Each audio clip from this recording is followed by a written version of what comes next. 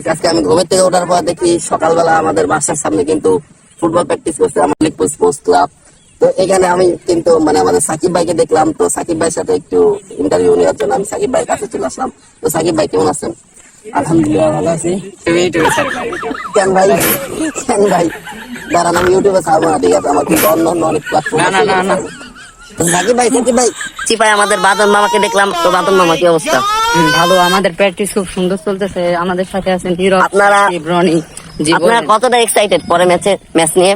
আমাদের ম্যাচে আমরা খুবই চিন্তিত আছি, কেননা আমাদের প্র্যাকটিস সেরকম ভাবে হচ্ছে না। আমরা ট্রাই করতেছি ভালো কিছু দেওয়ার জন্য। ওকে, তো নিয়ে ভাই কি অবস্থা? প্র্যাকটিস কেমন চলছে? এই তো ভাই ভালো। তো ভাই আপনারা মানে কতটা এক্সাইটেড পরে ম্যাচ নিয়ে? ভাই কি প্রথম তো আজকে।